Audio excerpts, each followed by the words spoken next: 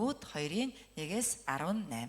За бүгд хамтдаа слайдн дээр гарах байх. Ээжлээд нэг нэгшлэлээр уншъя.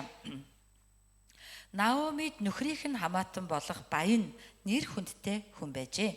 Тэр хүн Элимелехийн ургийнх бөгөөд нэрийг нь Боаз гэдэг байваа.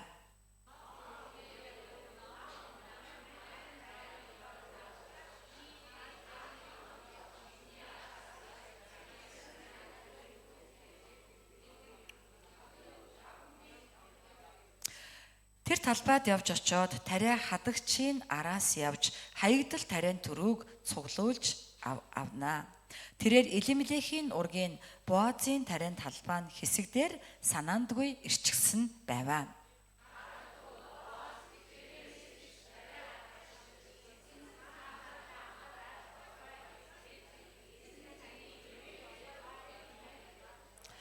Тэгээд Боаз тариа хадагчдыг хариуцсан зарцдаа.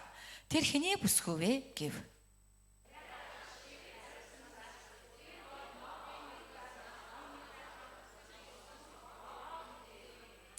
Тэр эмэгтэй тариа хадагчдын араас юужилсэн тариан дунд хаягдсан түрүүг түүж цуглуулахыг надад зөвшөөрөөч гэсэн. Тэгээд тэр ирж өглөөнөөс одоо хүртэл энд байна.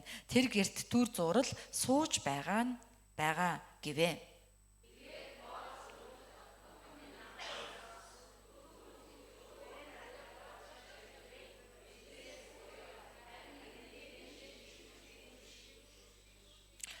Чи тэдний хадах талбайг харж цуглуулагчдын араас нь яв. Чамд хүрч болохгүй гэж би зарц нартаа тушаасан. Чи ундаас хараа усны сав руу очиж зарц нарын утгаснаас өө гэвэ.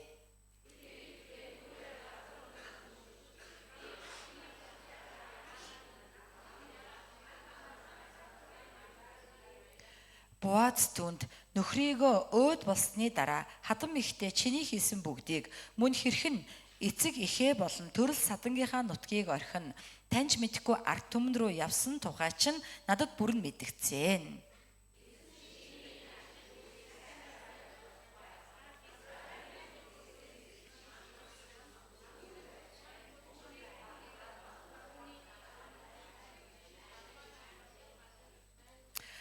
Тэгэхэд тэр таны шивгчингүүдийн нэгтэнч энэ зэрэгцэхгүй билээ би.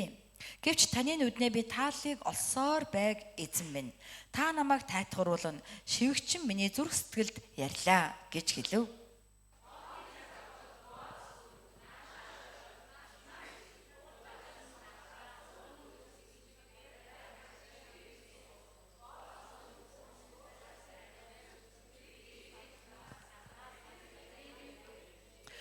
Түүнийг түрүү түүж цуглуулахаар босоход Боаз зарц нартаа тушаана.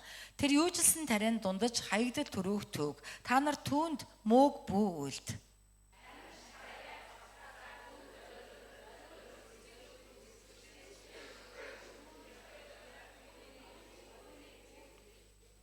Ингээд үдэш болтол тариан талбайд тэр түрүү төвгээ түүсэн тариагаа цохиход 1 ефа 10 болов. Тэр үүнийг авч хот руу явж очиход хадам ихэн түүний цуглуулсныг харав. Цадтлаа идээд үлдээж хадгалсан өнөөх зүйлээ тэр бас гаргаж хадам ихтэй өгвөө.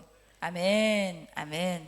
За өнөөдөр энэ газар эзний ивэл нэгүсэл хайр хүч чадал тослогоо дүүрэн байх болтойгоо гэж Есүсийн нэрээр өрөөж байна. Амен. Бүгд хамтдаа чанга дугаар амен. Халелуя. Амен. Амен. Аменыг чангаар хэлж суран гэдэг чинь маш том итгэлийн эр зориг байгаа шүү. Амен уу? Амен. Амен. Ама томхон ангаагаа чанган дугаар амен гэж хэлж чаддаг итгэгчд байгаасаа гэж өрөөж байна. Амен уу? Амен. Халелуя. Амен. Амен. Хамтын туяа цуглааны хайртай итгэгчд минь ээ. Ариун сүнсээр дүүрэн байгаараа. Бурхны үгээр дүүрэн байгаараа. Халелуя. Амен. Амен. За 2023 оны 2 сарын 9-нд дэлхийд даяар аимшигтай зүйл болсон нь Турк Сир орчмын тийм ээ одоо хилийн газар хөдлөлттэйсэн. Энэ газар хөдлөлт тухайн бүс нутаг даяар олон хүнийг одоо үхэлд хүргэж асар олон барилга байгууламжийг сүйтгэсэн байгаа. Туркийн онцгой байдлын газрын мэдээллээр 50,783 хүн амиа алдаж, 100,000 гаруй хүн шархтаж, 300,000 орчим барилга байгууламж сүйтгэсэн гэдэг мэдээ өгсөн байна. За энэ тоог Сир улсынхаа нийлүүлэх юм бол 62,000 орчим хүн нас орсон гэж дэлхийн хэвлэл мэдээллүүдээр мэдээлсэн байна. Тэгээ юу гэж ийм аимшигтай газар хөдлөлт болж ингэж олон хүн үхэж, ингэж олон байшин сүйдж яхад нэг ч хүн нас бараагүй. Нэг ч байшин сүйдээгүй нэг газар байсан. Яг газар хөдлөлтийн бүсд байгаа, яг газар хөдлөлтийн төвд байгаа мөртлөө тэр газар нэг ч хүн нас бараагүй, нэг ч байшин сүйдээгүй. Энэ бол ямар газар байв? Яаж юм болов гэсэн чинь Турк улсын Хатай мужийн Эрзийн хот. Тэгээ энэ хот аимшигт газар хөдлөлтөнд өртсөн ч нэг ч хохирол амсаагүй. Амийн гарцгүй гэдэг мэдээг өгсөн байна. Шалтгаан нь юу юм болоо гэд үтсэн чинь хотын газар зүүн онцлог буюу хөрсөн чулуурхаг хатуу байсан. Тэрнээсээ болоод барилгын чанар сайтай гэдэг дүгнэлт гарсан. Үүнээс гадна нөлөөс нь хамгийн том нөлөө бол тухайн хотын дарга Оксис Эмал Соглу гэдэг хүн байгаа. Оксис Эмал Соглу гэдэг хүн нь 40 гаруй насны улс төрч хүн байгаа. Энэ хүн яасан бэ гэхээр тийм ээ хотод баригдаж байгаа нэгч барилгыг хууль бусаар дутуу дулимгаар хүлээж аваагүй. Барилга бариад хотын комист барилгааг хүлээлгэж өгөх гэхээр яг хууль тогтоомжийн дагуу, дүрм номын дагуу, яг журмын дагуу нарийн нэгт судалж, нэг бүрчлэн шалгаж хатуу шалгалтын улмаас лиценз зөвшөөрөл олгодог байсан. Учир нь Туркид газар хөдлөлтийн эсрэг барилгын чанарын хууль гэдэг хууль гарсан байсан. Энэ хуулийн дагуу барилгыг хүлээж авъя гэвэл маш их олон шаардлагуудыг хангах ёстой. Тэгээд түүнийг ийм шаардлага тавьдаг учраас хүмүүс дургуутсаж чи ганцаараа шудраг ус төрчүү. Чи ганцаар зүтгэлээгээд газар хөдлөлт болоход хохирол амсахгүй үлдэж чадна гэж эсэргүүцэж, хавчиж, ганцаардуулж зовоодог байсан ч тэр хизээж өөрийнхөө энэ хатуу үзэл бодол баримтлалаасаа хууль дотор гэдэг энэ санаанаасаа бууж өгөөг, ухраагүй. Тэгээ зогсохгүй тэрээр хоттоо зөвхөн 4 давхар эсвэл 6 давхар барилга барихыг л зөвшөөрдөг байсан. Тийм учраас энэ аимшигт газар хөдлөлтийн улмаас энэ хот яасан байна. Амны гарцгүй нэг ч хүн нас бараагүй, нэг ч байшин сүйдээгүй үлдэж чадсан байна. Энэ бол үнэхээр тухайн хотын захирагчийн хуулийн дотор аюулыг хянаж чадсан гайхалтай жишээ юм аа. Хуулийн дотор хуулийг дагвал аюулыг хянаж чаддгаа гэдгийг баталж байгаа хамгийн тод ер бусын орчин үеийн бидний цаг үед байгаа онцгой жишээ юм аа. За тэгвэл өнөөдөр бид нар ямар үгийг харж байгаа вэ гэвэл бидний сэдэв бол хүчрхэг итгэл байгаа.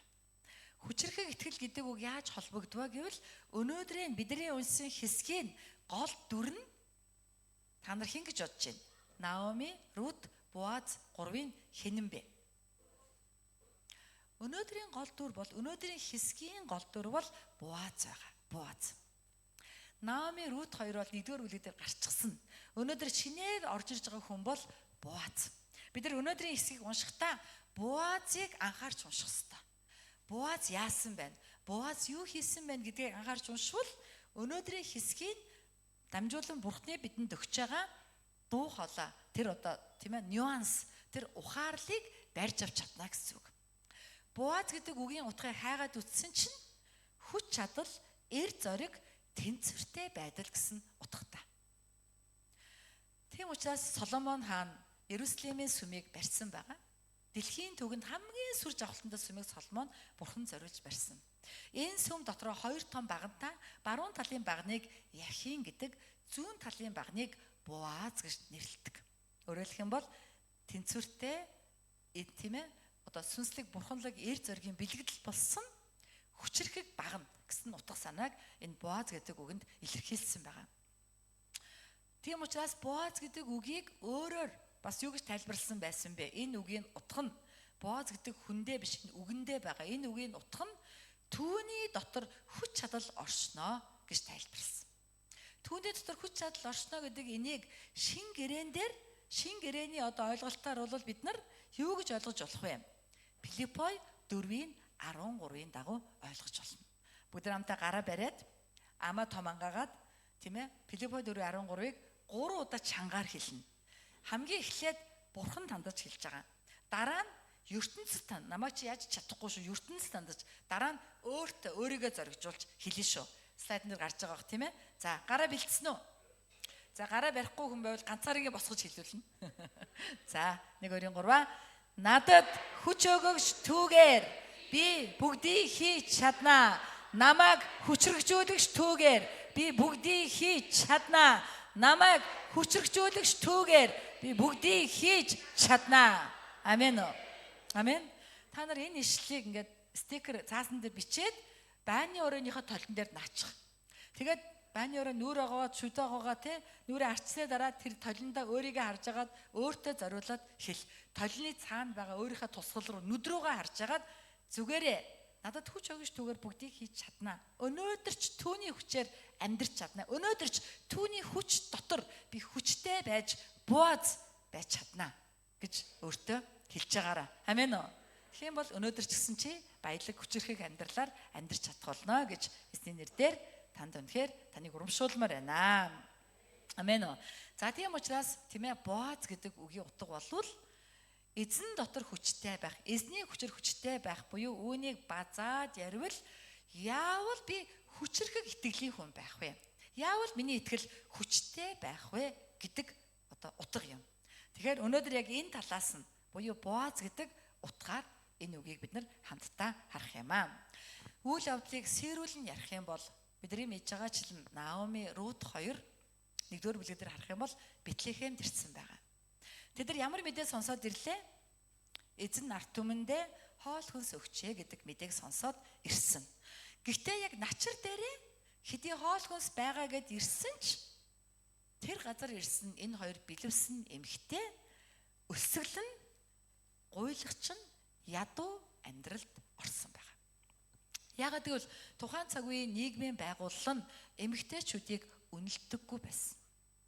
Эмэгтэйчүүдэд цалин өгдөггүй байсан. Эмэгтэй хүн юу л хийж чадав гэж одоо бодоод эмэгтэйчүүдийн хөдөлмөр үнэлэмжгүй цалингүй эмэгтэй хүн яаж амьдрах вэ? Нөхрийнхөө олж ирснээр нөхрөөрөө дамжуулан амьдрах ийм нийгмийн байгууламж, ийм соёл байсан. Бас Бурхны хуулинд ч энэ талаар тусгасан байдаг. Тийм учраас нөхөргүй хүн болвол яах вэ? Шууд гуйлагчны амьдралд ордог. Ягаад бол нөхөргүй хүн ажил хийхгүй, ажил хийгээд цалин түнд өгөхгүй юм чи ажилгүй. Ажилгүй байвал яах вэ?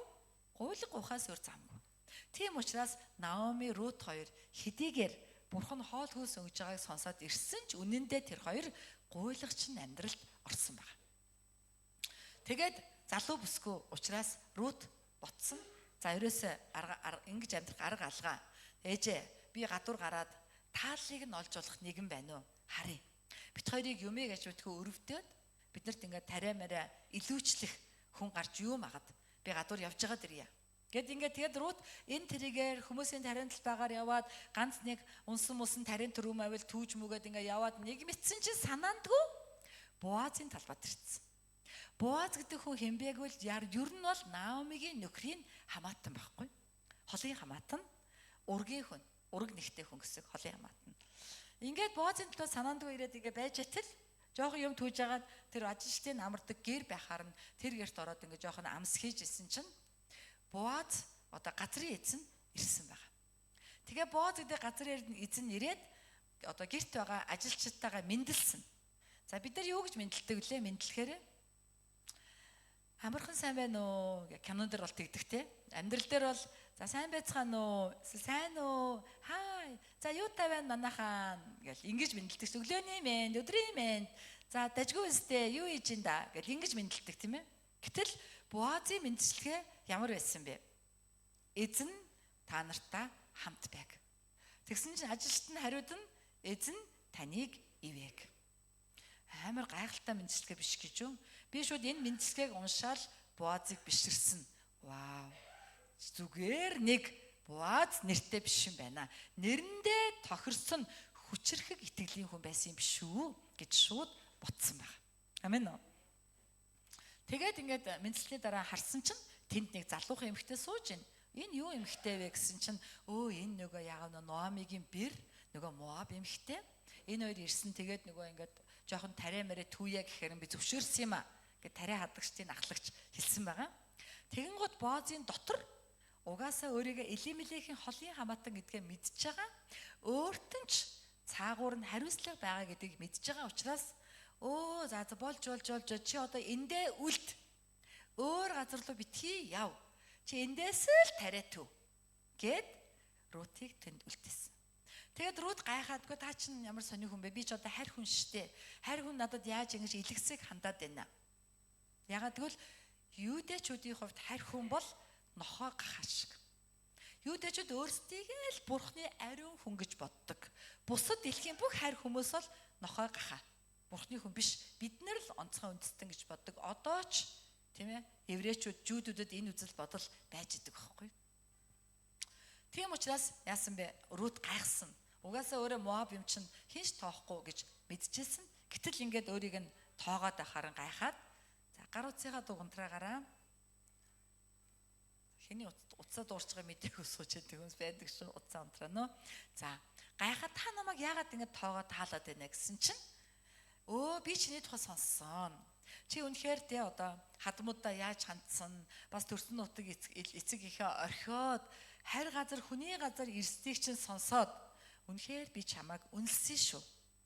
Эзэн бурхан чиний үлсийг шагнах баха. Шагнах болтугай. Тийм ээ? Одоо гэж ингэж одоо хэлсэн байгаа. Энэ үгийг сонсоод Рут баярлалаа. Та намайг үнэхээр үнэлж байгаад баярлалаа. Таны намайг үнэлэх үнэлэмж үргэлж байгаасаа. Цаашдаа ч үргэлжлээсэ гэж хэлсэн. Лут үнэхээр сэргэлэн байгаа өстэй тийм ээ. Шууд гар бариа бугу бариад шууд та намайг энэ чигтээ үргэлж үнэлээрэ гэд ингээд тэгээд тэд нар ингээд Боаз яваад Рут ч гараад талбайгаа түгээд. Тэгээ Боазын дотор Рутийн эсвэг бодогдоод байсан. Намайг үргэлжлүүлэн үнэлээд үргэлжлүүлэн намайг тоогоороо. Намайг үргэлжлүүлэн харж хандаараа гэдэг үгэнд бодогдоод байсан. Угаасаа жоохон настай хүн байсан Боаз. Тэгээ настай хүмүүс ч юу ч уйрамтгай штэ. Жоохон ингээд өөрт нь түшиж байгаа гэд мэдээж мессеж өгөнгүүт бодогдоод байсан байхгүй. Тэгээ орой хоолны цаг болсон чинь нөгөө Рут ч юм үгэнд ороод яваагүй байж гинэ. Тэгэнгүүт Боозд нөгөө Рутийн хэлсэг санаандраад наашаа суус хоол идээд та нар наадхандаа идэх хөөх юм өг гээл. Тэгэл хоол өгөөл. Тэгээд Рут ч нэг ингээд 10 цайруулж идчихсэн тэрнээс бишээ. Бооз 10 цайруулж идчихсэн тэрнээсээ өгөөд. Тэгээ чи эндээс түү бити яваараа. Тэгээд тариа түрүү одоо хурааж байгаа хүмүүстэй хэлсэн. Та нар одоо түн зориулаад бүр зарим нэг одоо нөө түрүүгээ бүр ингээд багцаар нь зүгээр үлдээчих. Гээсэн хүн шиг царай гаргаад үлдээчих. Наадах чинь хөөрхий түүг гэж ингэ сайн хандаад тэгээд үр дүнд нь Рут яасан бэ? Тэвэр дүүрэн будаатай хадам ээжтэйгээ ойлаа цаттал идээд бүр цаана нь үлдэх асар их хэмжээний үр тариатай гэртээ ирсэн байна. За ийм үйл явдал болсон.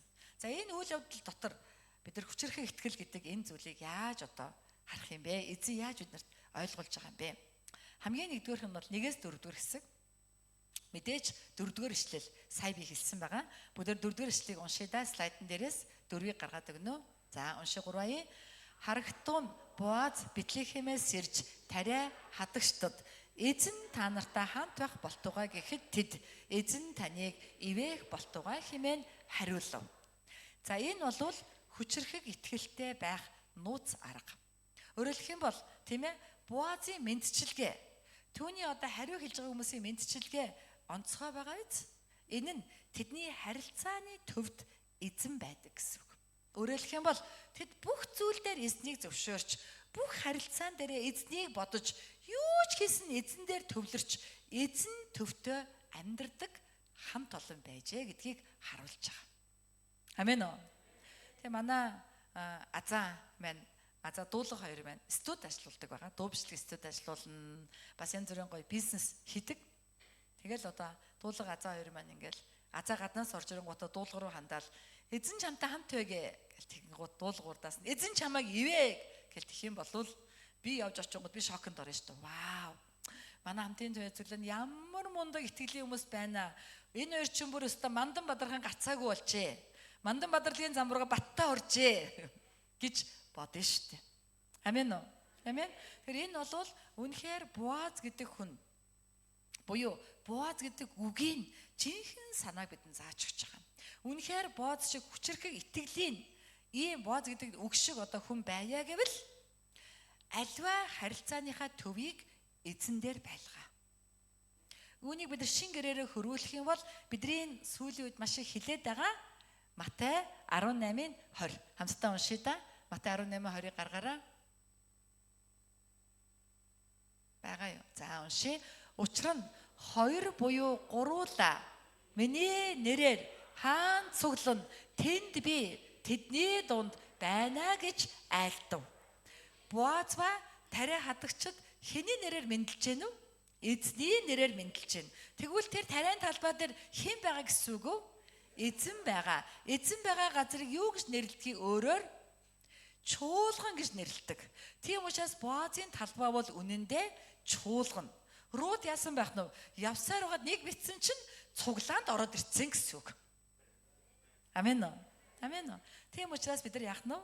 Тийм ээ? Чуулган төвтэй, эзэн төвтэй амьдралаар амьдрах юм бол бидний амьдрал хүчрхэг итгэлийн амьдрал болно өөрчлөгддөг юм аа.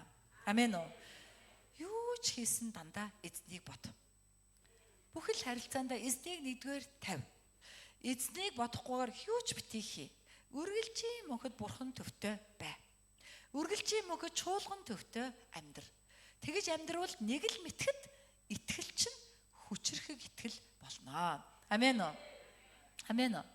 Хаач явсан, хөдөөч явсан, гадаад ч явсан, хаан ч очсон, юу ч гэсэн хинтэй ч уулзсан. Сэтгэл зүрхэнд чинь үргэлжийн байх ёстой зүйл бол юу вэ? Эзэн бурхан Есүс. Эзэн бурхан Есүс яг одоо юу бодож байгаа болоо? Эзэн бурхан Есүс надаас юу хүсэж байгаа болоо?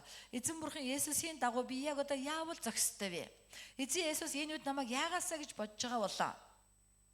Хэдий надад хохиролтой байсан ч эзэн төвтэйгээр бүхэл амьдралаа авч яваад сурчихвал бидний итгэл хүчрхэг болдог. Бид нар тэр хүчээр бүгдийг хийж чадна. Тэр итгэл намайг хүчрхжүүлнэ. Жинхэнэ бид нар Боаз болоод ямар ч асуудал зовлон бидний амьдралд ирсэн хамгийн сайнаар даван туулж чадах юм аа. Амен уу? Тийм учраас хэрхэн бид итгэлийн хүчтэй, хүчрхэг итгэлийн хүнтэй болох вэ? Бурхан ба Христийн дотор Христийг төв болгон амьдрах үед бүхэл амьдралдаа түүнийг хүлээн зөвшөөрч түүний хүслээр амьдрах үед бид нар хүчрхэг, сүнслэг эер зоригтой, тэнцвэртэй, бурханлаг буюу хүчрхэг итгэлийн амьдралаар амьдрэх юм аа. Амен уу? Амен уу? Манай хамтын төв цуглааны итгэгчид бүгдээрээ тийм итгэгчид гэж итгэж байна. Тийм байгаасаа гэж Есүсийн нэрээр ерөөж байна. Амен. Амен уу? Амен. Тийм ээ, хичээл хийсэн ч бай, хоол идсэн ч бай, наймаа хийсэн ч бай, хүмүүстэй уулзсан ч бай, хадамд гарсан ч бай, гадаад явсан ч бай, юу ч хийсэн бай. Үргэлжийн мөнхөд зүрхэнд чинь хамгийн гол одоо нөгөө жингийн одоо тий жинлүүр бол Есүс эзэн байх ёстой. Есүс эзнээс асууж л түүнийг төвөө болгож л бүх зүйлээ шийдвэл чи хүчрхэг итгэлийн хүн болоод үнэхээр Боаз шиг баян хүн болно гэсэн үг. Баян болно. Бид нар баян болох дуртай эзтэй тийм ээ. Амен уу. За, хоёрдугаарт нь хүчрхэг итгэлтэй байх тухай 5-аас 12. Тэгэхээр энэ хэсгүүдээ бид нар уншихгүй явж байгаа. Урт учраас та нар бид нар уншсан. Та нар маань энийг гэртээ тодруулаад сэрүүлээд тараараа. За 5-аас 12 дугаар хэсгийг харах юм бол бидний түрүүний уншсан Боаз, Рут хоёрын яриа байгаа. Энэ ямар эмэгтэй вэ? Хинбэ гингут аян тариа түүн гэсэн юм аа. Оо чи эндээ байгаа төв. Тэр энд байгаа хамгийн гол хүчрхэг итгэлийг илэрхийлж байгаа хэсэг болвол энэ дээр байгаа би түрүүн 6 гэж андуурсан 8 дугаар ишлэл. За би 8-ыг уншия. Тэгээд Боаз Рутад охин минь намайг сонс. Түрүү түүх гэж өөр тариан талбайд очих хэрэггүй. Эндээс бүү яв. Харин эндээ миний шивгчэнгүүдийг түш. Та хүчрхэг итгэлтэй хүн байя гэвэл Бурхны таны үлдгэсэн газар, үлдгэсэн чуулганд үлдэх ёстой. явах ёсгүй. Үргэлжлүүлэн тэндээ үлдэж тэндээ байсаар байх ёстой юм аа. Ингэвэл бидний итгэл хүчрэхэг болдог. Манай хамтын төвд цуглаанд өнөөдөр хүртэл ирээд явсан хүмүүс хэрвээ бүгдээрээ Бурхны үгийн дагуу тэндээ үлддэг байсан бол манай цуглаан бараг 3,000 хүнтэй, бараг 4,000 хүнтэй цуглаан болсон ч байж магадгүй. Өчнөө олон хүн ирж явсан. Даанч хүмүүс яадаг вэ? Ирээд явдаг. Ирээд явдаг. Үлддэггүй байхгүй. Тэгвэл хүчрхэг итгэлтэй хүн гэж ямар хүн бэ? Яавал итгэлээрээ хүчтэй болох юм бэ гэвэл үлдвэл. Үлдгэсэд бай. Үлдгэсэд бай. Ямар ч шуурга, ямар ч салхи, ямар ч зовлон, ямар ч асуудал таныг энэ цуглааны хөрснөөс бүх ховхлог. Юу ч болсон цуглаандаа ирдэг. Тийм ээ? Юу ч болсон үлддэг. Тэр талбай дээр эзэн эндээ бай гэж хэлсэн бол тэндээ байдаг хүн. Бид нар байвал бид нар сүртэй юм хийхгүй ч итгэлээрээ хүчтэй болно. Чанга залбираад, хашгираа, сайн мэдээ тараагаад хүү хаа ингээл инхгүй байсан ч тэнцвэртэй, тогтвортой байнгын мөрөглөө өргөдөг, байнга мөрөглийн цагаас сахидаг, юу ч болсон сүмд ярддаг, үхэл зовлон болсон ч ирдэг, асуудал болсон ч ирдэг, унсан байсан ч ирдэг. Ирмээргүй санагдсан ч өөрийгөө ятгаад ирээд суудаг байвал он жилийн эцэст таны итгэл хүчрэхэг жинхэнэ болно хувирдаг. Амен уу. Энэ бол үнэхээр хүний үнэт чанар. Үнэхээр би бол солонгос хүмүүсийг муу хэлэхгүй. Муу хэлчихмээр юм их байдаг ч муу хэлэхгүй. Солонгос хүмүүсийг харин миний үнэлдэг юм бол тэдэнд байдаг энэ тууштай байдал буюу нэг цуглаандаа удаа явсан чанар. Энэ маш гайхалтай. Манай Чонгоны пастор одоо Сөүл хамтын туяа маань Янгнаг цуглаанд очоод пастор маань яасан гэхээр өөрийн төрлөх сүм болох Пуон цуглаан л. Тэгээд нэга наяа муу куеро кагиро хэтта гэж надад тэгчилсэн. Энэ юу гэсэн үг вэ? Би өөрийнхөө хэвлий болсон муу гэдэг одоо тийм мүтэ шинаа муу гэдэг чинь ээжийн хэвлийг илэрхийлж байгаа байхгүй. Нэ муу куег бол миний хэвлий болсон чуулган. Би тэр чуулганд бүрэлдсэн миний хэвлий болсон чуулган руугаа би явхаар боллоо. Хэдийгээр өөр газар мишоноор илгээлт эзэн байсан ч эргэж ирээд өөрийн төрлөх цуглаандаа тэр хүн ирж байгаа. Энэ бол солонгос хүмүүсийн гайхалтай чанар. Нэг чуулганд хэдэн үеэрээ тэд нар явдаг. 36 өнөөдөр өглөөний мөргөл дээр 2 солонгос эгч ирсэн. Тэр өөрийнхөө цуглаандаа 36 жил явж байгаа. 36 жил гэдэг чи юу гэсэн үг вэ? Амар их тоо үстэй. Тэгсэн ч тэр цуглаандаа явсаар үр хөвгт нь явсаар тэр газар үлдсээр тэр газрыг босгон байгуулж тийм ээ тэр газраас итгэлийн хүчрэхэг чинь өөрчлөгдөж байгаа байхгүй. Манай монголчуудад байдаг нэг одоо тийм сул тал юм уу сайн тал юм заримдаа сайн заримдаа сул тал бол нүүдэлчин ухамсар. Бид нар нүүдэлчин ухамсартай болохоор нүүж явах сонирхолтой. Нэг цагт явмаар санагдаад болдгоо, явчихмаар санагдаад энд арай удаан байлаа. Ажлаа нэг хэсэг хийгээд солимод санагдах хүн байдаг штэ. Нэг 2 жил, 3 жил олонгуудаа. За 5 жил олонгуудаа ястаа болио залхлаа, ядарлаа. Одоо өөр юм хийя. Тэгээ манай ном нь бол яалтчгүй нүүдэлч ухамсартай. 5 жил дэлхийн зөнд байлаа. Ээж минь ажлаа сольж үзье, өөр юм хийж үзье. Насаараа энд хийчлээ. Үгүй юу насаараа 5 жил ажиллаж. Өөр ажлыг залхлаа. Би өстой ийм темпи хүн биш, би өөр темпи хүн. Тэгээ ингээл явчих гал нүүчих гал ингээд идэг. Тэгээ бурхан түүнийг нүүлгэлээ. Тэгэхээр яадаг байх нь вэ? Биднэрт байдаг энэ нүүдэлсэн сэтгэлгээ бид нарыг бурханы үлдгэсэн газар үлдэхэд саадуулдаг. Тэгвэл хүчрэхэг итгэл гэж юу вэ? Тууштай нэг газараа ухдаг, нэг худгаа ухдаг, нэг л чуулганда тууштай байдаг тийм ээ. Юу ч болсон тэр газар зогсдог итгэлийг тууштай итгэл гэж байгаа бөгөөд үүнийг эзэн дотор хорогдсон гэдэг. Эзэн дотор хорогдож байгаа маа. Тийм учраас Рут асуусан шүү дээ. Та яагаад намайг ингээ те үнэлээд байгаа юм бэ? Би чи ингээ хайр хүн штэ. Зүгээр үү танд моб хүнийг ингэж үнэлж болж байгаа юм уу? Та юу дээ хүн штэ гэсэн чинь Боаз хэлж байгаа. Чи бол хадмуудаа сайн хандсан. Эзэн чамайг шагнаг. Үнэндээ чи өнөөдөр 12 дугаар ишлэл бас 2 дахь хэсэг гол хэсэг байхгүй 12-ыг уншия. Эзэн чиний энэ ачид үлийг сайнаар хариулах болтугай. Израилийн бурхан эзнээс эрэг шан хөс чамд дүүрэн байгээ. Түүний далбайн дор хорогдох газраа хайн иржээ чи. Амен уу. Тэндээ үлднэ гэдэг нь хорогдож байгаа гэсэн үг байхгүй юу? Эзэн дотор хорогдож байгаа. Эзний сүүдэрт, эзний нөмөрт, эзний чуулганд, эзний гэрт бид үнэхээр бэрхшээл зовлонгийн дундаж энэ амьдралаа өнгөртөл хорогддог байвал энэ хүчтэй итгэлийн шинж, хүчтэй итгэлтэй хүн л ийм байдаг. Амен уу. Хажуудлын үндэ хэлье та. Юу ч болсон эзэн дотор хорогдъё. Юу ч болсон хамтын туяада ирье. Амен. Амен уу. Тийм учраас би цуглаанд явха боллоо гэдэг үгийг амнаасаа бит.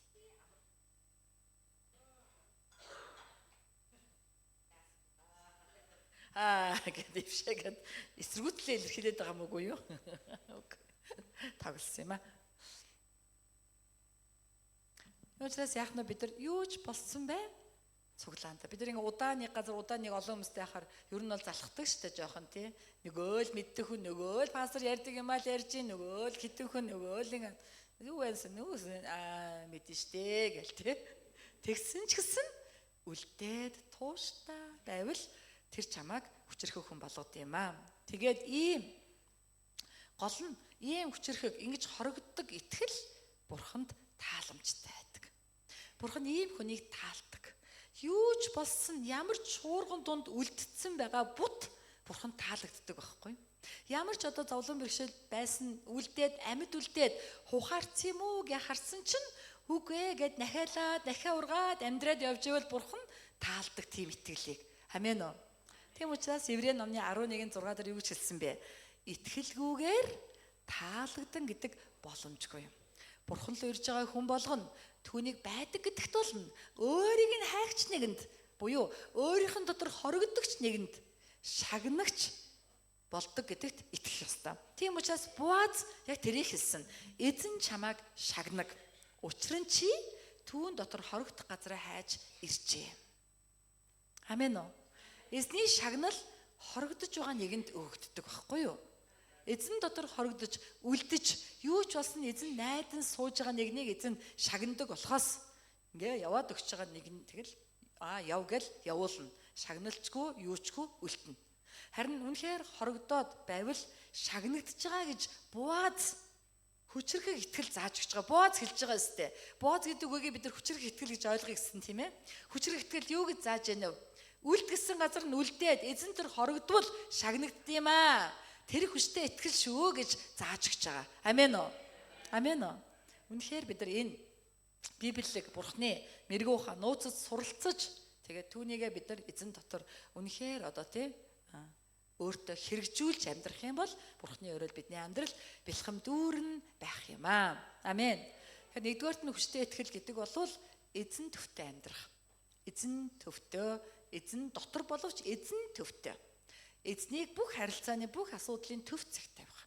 Хоёрдугаар нь хүчтэй итгэл гэдэг бол эзний үлдгэсэн газар үргэлжлүүлэн үлдэх буюу түүний дотор хорогдох. Ямар ч сайн хийх гээд хэрэггүй. Бид нар Рутыг хараад үзээ. Рут ингээд одоо Боозтой ярих хүртлээ. Бэтлехэм дэрсээсээ хоошо сайн юм хийсэн үү? Хийгээгүй. Рут юу хайж яваа вэ? Хоол хайж яваа. Тэгсэн ч Бооз юу гэж байна вэ? Чи хорогдож байгаа болохоор шагнагдана гэж байна. Тэгэхээр та цуглаанд зүгээр хоол хайгаад ирсэн ч болно.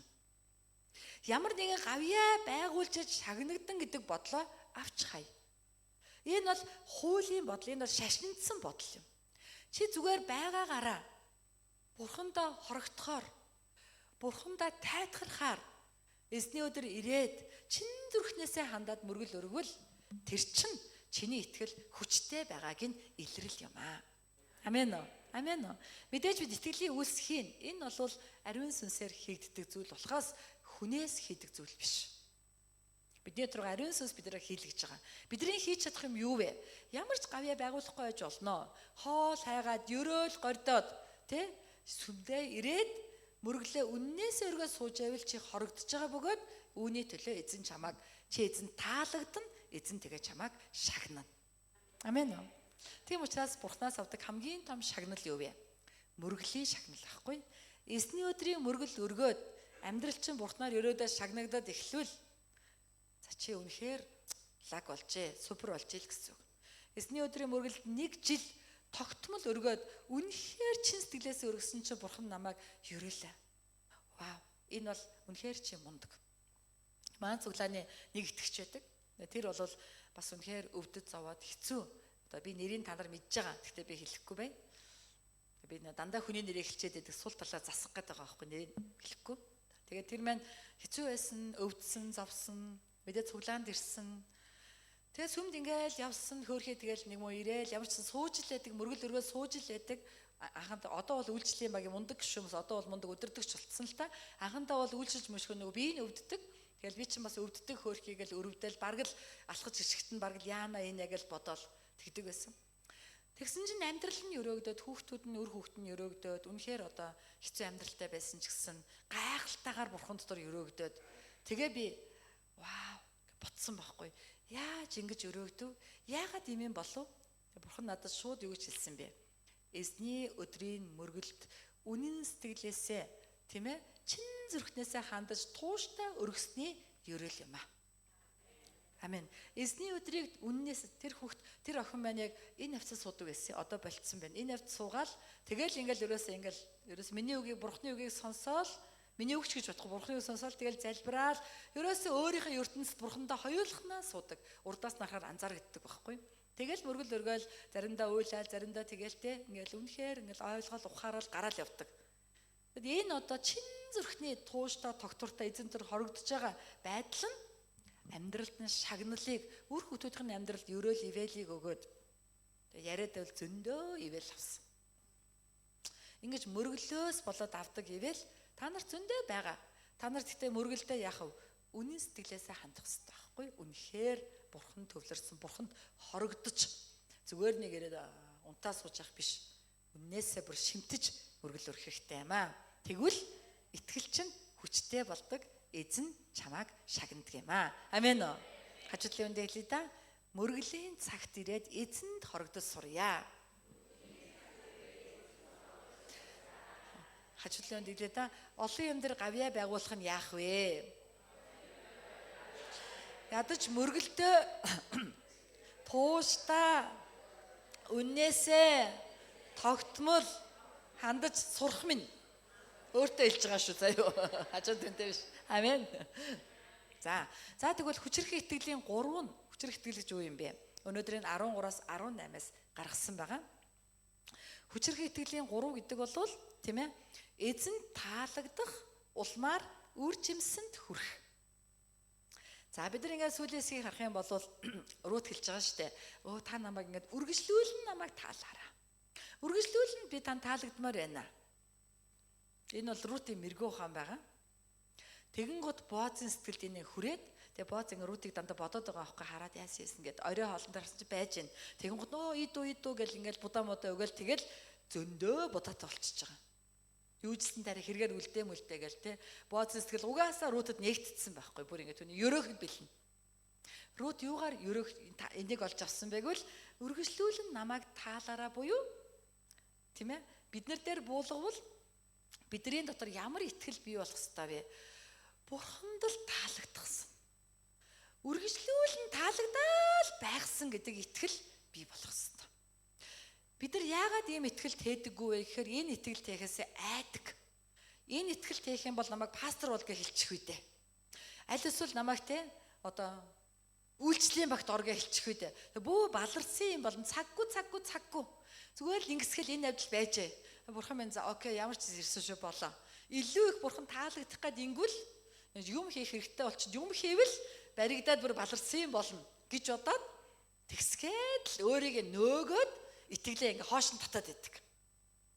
Зоригтой таалагдъя, үргэлжлүүлэн таалагдъя гэж бид нар бодож чаддаггүй. Тийм үстэй. Амен уу? Тийм байхгүй. Амен. Тийм учраас бид нар өөртөө шугам татдаг энэ хүртэл. Тэгээ цааш явахгүй болоо одоо.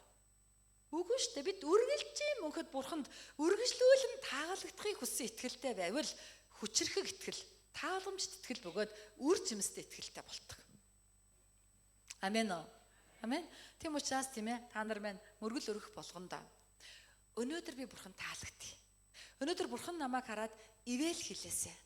Бурхан тийм ээ би ингээд мөргөл гэж бурхан тэнгэрээс намайг хараад вау хэвээ хөөх штэ ямар мундаг юм бэ. Магтж байгааг нь хараач ээ. Номдол сонсож байгааг нь хараач ээ. Вау бүр зөндөө ухаарл автсан байж штэ. Дотроо ямар их юм хураагаа вэ? Ямар их юм ойлгочаа вэ? Вау үнэхээр сэтгэл хөдлөж шүү, найдвар төрж шүү гэж бодогдохоор би итгэя. Тэгж бодогдохоор би мөргөл өргөё гэсэн шийдвэртэй байвал та хүчрхэг итгэлийн хүн болно гэсэн үг. Угаасаа та олон юм хийхгүй ч тэгж бодоод суувал бурхны сэтгэл бүр нээгдчихнэ. Бүр бурхан бүр юу өхөө мэдхэ болно. Бүр юу чамаагүй өгмөд санагдаад бүр энийг ч өгөх, тэрийг ч өгөх, юу эрэхтэй вэ алив бараг гэд ийм байдалд хүрнэ. Амен уу? Амен. Тийм учраас бид нар мөргөл өрөхтэй яах нь вэ? Итгэлийн амьдралаар амьдрахдаа бурхан таалагдсан. Бурхныг инээлгдэг, баярлуулсан. Яаж вэ бурхныг баярлуулдсан бilé? Юу хийвэл болох вэ? Бурхныг арай уурлуулчаагүй байгаа да. Бурхан та уурлаагүйс уучлаарай. Одоохон заслаа. Одоохон өөрчлөгдөө. Би одоохон өөрчлөгдлээ. Би одоохон энийг хийхгүй. Би үнэхээр гэмшиж байна. Би энийг дагч хийхгүй. Би одоо яг таны дуртай юмыг хийлээ. Ийм зүрх сэтгэлийн хандлагатай, ийм бодол санаатай итгэлийн амьдралаар амьдрал бид нар бурхан тааламжтай нэгэн болоод улмаар Рут шиг 2 битан дүүрэн будаатай болно гэсэн үг. 1 Ефа 10 гэсэн чинь 1 Ефа чинь 22 литр орчимдоо тэнцэх хэмжээ гинэ. Тэгэхээр би 2 10 битаа юм байна гэж бодсон байгаа. Тэгэхээр ер нь тэтэд ани 10 одоо тий цайруулаад тэгээд эмэт ээжтэйгээ идээд цаана зөндөө үлдээд үлдснийг яг хуу зараад эргэлтийн мөнгө болгоно шүү. Тэгээд тэрийг жижигхэн бизнес хийгээд үржим сургаж байгаа гэсэн үг. Өөрчлөлт бий болж байгаа гэсэн үг. Амен уу? Амен. Тийм учраас үнэхээр би та нарыг урамшуулмаар байна. Өдөр болгон эзэн тааламжтай амьдрах гэж бод. За юу ивэл эзнийг баярлуулах бол бид нар ингээд сайн хүнээтэй инээлхийг хүсдэг штэ. За яавал инех болоо. За юугээ хэлчихдээ юм бэлээ. Гунигтай гიშг нь яаж хөвгөлтэй болгох юм бэлээ. Заавал ингэчвэл баярлнаа энийг хийчээ. Тэгэх юм бол өөхөө сайхан зантай болчлаа хараач гэж бид нар ингээд боддог штэ дотроо. Тэрэн шиг бид нар бурхан тэгж хандах хэрэгтэй. Тийм итгэлээр. Тэгэх юм бол бурхан бол яг хөв чанараар бидэртэй харьцдаг. Бурхан бол хөвчлсөн тийм ээ.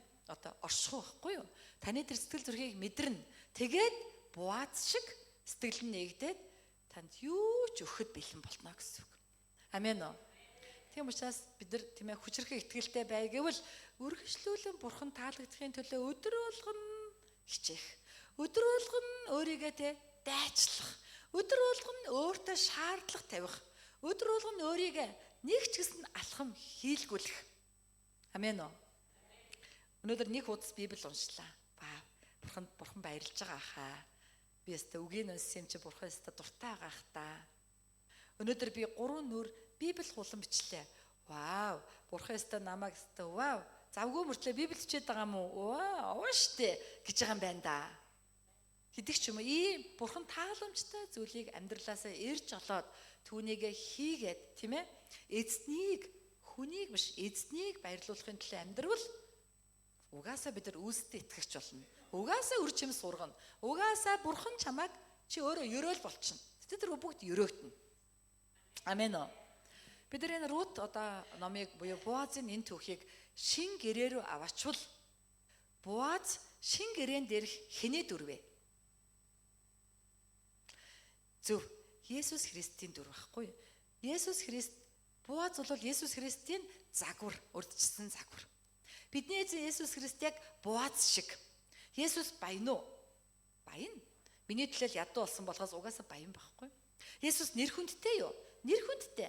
Есүс өгөөмөр үү? Өгөөмөр. Есүс бүх амьдралдаа Бурхан Аавыг төв зэг болгосон. Есүс ерөөсөө миний хэлсэн үг болгоно эцгийн үгээ. Эцгийн өгснөөс л өөрийг би яриаггүй. Эцгийн өгснийг л би ярьж байна. Амнаас нь 2 үг хэлэл эцгээ алдаршуулдаг байсан. Бурхан төвтэй амьдарсан. Есүс үнэхээр харанхуй нэгэнд зовсон, зүдэрсэн нэгний өмөх түшиг. Амен. Тэгээ Буаз бол Есүс байхгүй юу? Рут бол бид нар гэсэн үг.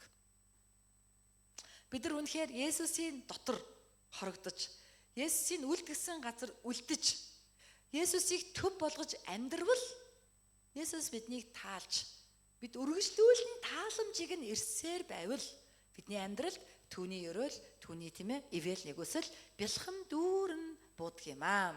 Амен уу? Амен.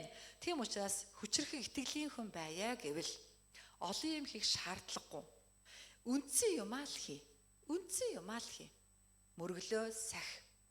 Тийм ээ? Мөргөлдөө үннээсээ ханд. Цуглаандаа ир.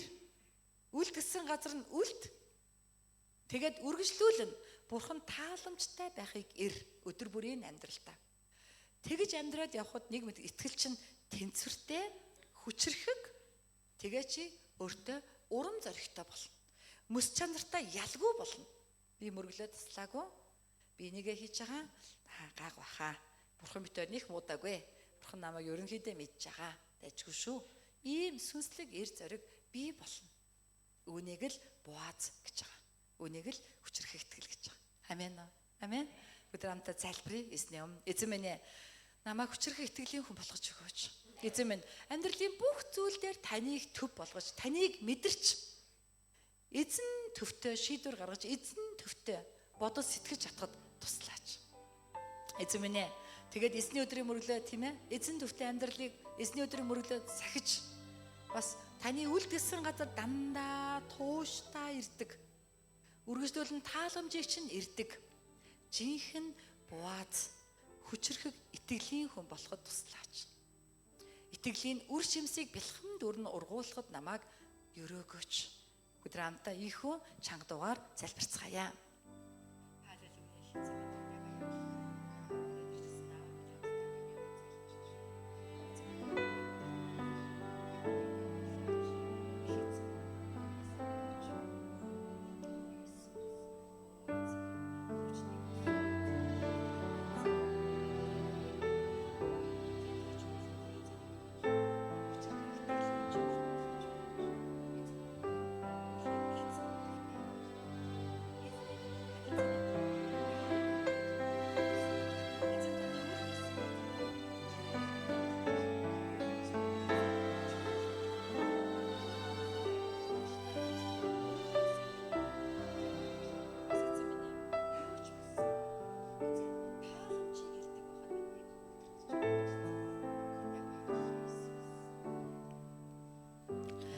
Их эзэн минь танд баярлалаа. Өнөөдөр аваа та бас Рут номоор дамжуулан үргэлжлүүлэн бидэнд ярьж байгаа танд талархаж байна.